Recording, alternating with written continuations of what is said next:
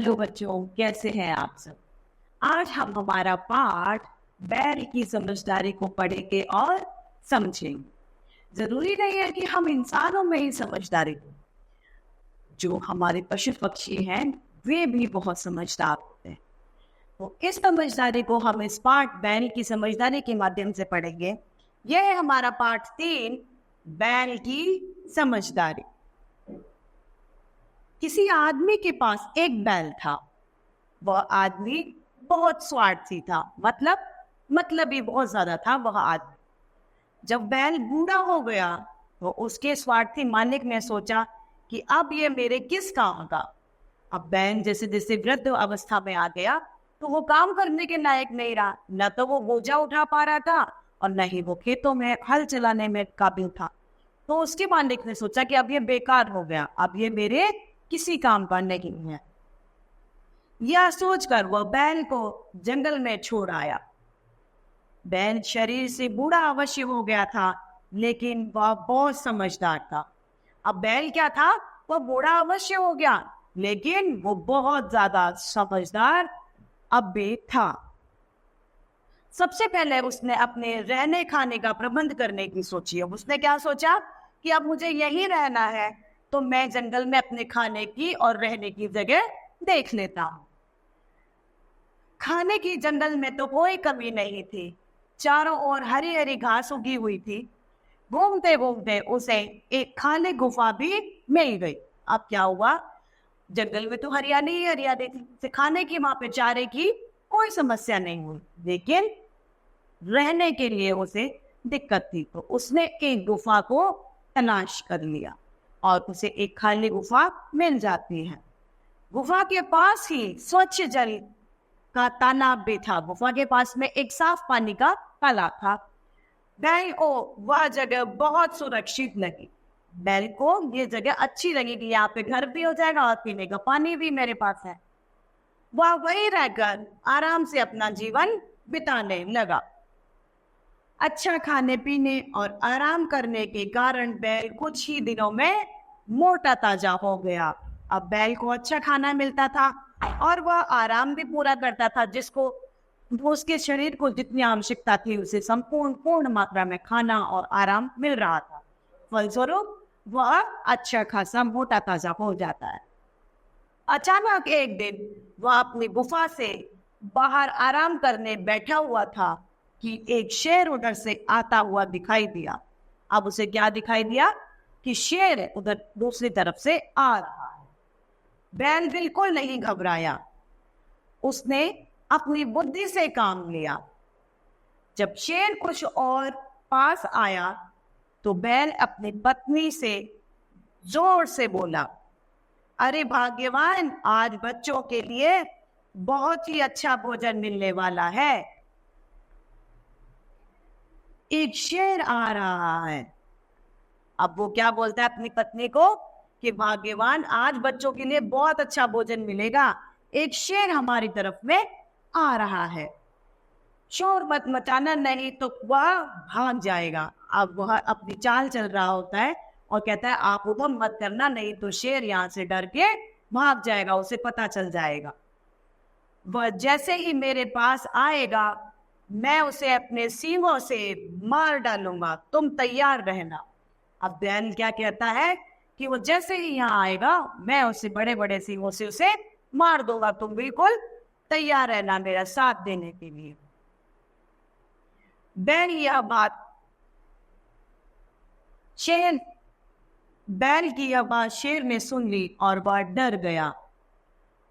उसने समझा कि वह कोई खतरनाक जानवर है। वह यहाँ से भाग खड़ा हुआ। अब बैल ने क्या किया, अपनी चालाकी चलते हुए उसे ये संपूर्ण कहानी सुन दी और शेर घबरा गया और शेर वहां से भाग गया कि कहीं ये कोई बड़ा जानवर मुझे मार ना दे। शेर जब घबराया हुआ भागा जा रहा था तो एक सियार ने उसे देखा। वनराज को इस तरह भागते हुए उससे रहा न गया। उसने शेर को रोका और भागने का कारण पूछा। अब सियार ने पूछा कि भाई आखिर आप वन के राजा होने के बाद भाग क्यों रहे हो, कारण क्या है आपका। शेर ने सियार को आप बीती सुना दी। सारी बात सुनकर सियार हंस पड़ा। अब क्या हुआ, शेर ने सारी बात अपनी उसको सुना दी कि इस तरीके से एक आवाज आ रही थी और वो ऐसे ऐसे कह रहा था। अब सियार उसके ऊपर हंसने लगा। शेर ने आश्चर्य से पूछा, तुम क्यों हंस रहे हो? सियार बोला, क्षमा करें महाराज, मैं आपकी मूर्खता पर हंस रहा हूं। शेर ने कहा, तुम कहना क्या चाहते हो? सियार बोला, महाराज, आप जिससे डर रहे हैं वह कोई खतरनाक जानवर नहीं, वह एक साधारण बैल है। वह आपका शिकार है। आप मेरे साथ चलिए, मैं आपको दिखाता हूं। अब उसने सारी बात शेर को बता दी कि जो आप आवाज सुन के आ रहे हैं वो कोई खतरनाक जानवर नहीं है, वह तो मात्र एक आपका शिकार है जो कि एक बैल है। आप मेरे साथ आइए, मैं आपको दिखाता हूं। लेकिन शेर के मन में तो डर बैठ गया था, इसलिए वह सियार की बात मानने को तैयार नहीं हुआ। वह बोला, तुम मुझे क्या दिखाओगे? मैं स्वयं देख चुका हूं कि वह निश्चय ही कोई भयंकर जानवर है। अब उसने क्या बोला कि तुम मुझे क्या दिखाओगे? भाई, मैं तो पहले ही अभी वहां से देख के आया हूं और वो मैं पक्का कह सकता हूं उस बात से कि वह एक बड़ा भयंकर जानवर ही है। सियार ने कहा, ऐसा नहीं है महाराज, आपको निश्चय ही धोखा हुआ है। शेर घुर्राया, क्या बकते हो? क्या तुम्हें अपनी जान प्यारी है या नहीं? सियार बोला, क्षमा करें महाराज, आप एक बार मेरी बात मानकर चले। आप अपनी मूंछ मेरी पूंछ से बांध लें, मैं आगे रहूंगा। अगर वह जानवर आपको हानि पहुंचाएगा तो पहले मैं झेलूंगा। शेर इस शर्त पर सियार के साथ चलने को तैयार हो जाता है। अब वो सियार उससे जबरदस्ती करता है कि नहीं, वह एक बैल ही है, आप मेरे साथ चलिए, आप पीछे रहिएगा और मैं आगे रहूंगा। अगर कोई भी खतरा होगा तो पहले मैं झेलूंगा, बाद में आप उस खतरे को झेलना। और शेर तैयार हो जाता है। उसने अपनी पूंछ सियार की मूंछ से बांध ली और साथ साथ चलने लगा।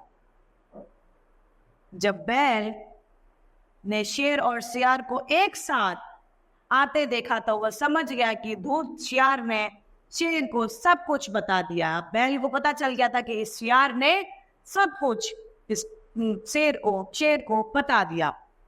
बैल फिर भी नहीं घबराया, वह जोर जोर से चिल्लाकर बोला, ओ सियार, मैंने तुझे 2 शेर लाने को कहा था, तू केवल एक ही शेर लेकर आया है, इससे तो मेरे बच्चों का पेट भी नहीं भरेगा।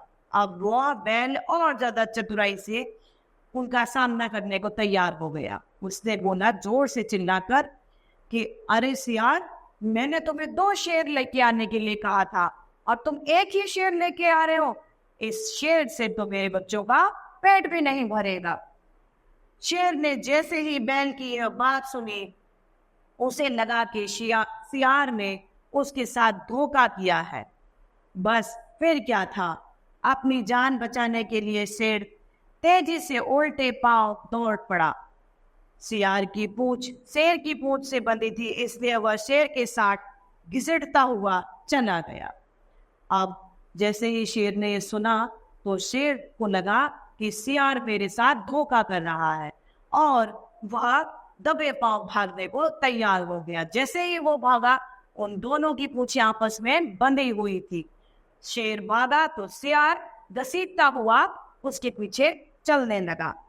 इस तरह चतुर बैल ने समझदारी से अपनी जान बचा ली। शेर फिर कभी उधर नहीं आया। बैल आराम से अपनी गुफा में रहता रहा। तो इस तरीके से हमें ये सीख मिलती है बच्चों कि कितने भी विषम परिस्थितियां क्यों ना हो, हमें सदैव अपनी बुद्धि के प्रयोग करना चाहिए, धैर्य रखना चाहिए। धैर्य और बुद्धि के प्रयोग से कठिन परिस्थितियों में भी हम विजय हासिल कर सकते हैं। इस तरीके से हमारा ये पाठ समाप्त होता है। मुझे आशा है आप सभी को ये पाठ भले बातें समझ में आया होगा। तो आज के लिए इतना ही, फिर मिलते हैं। धन्यवाद।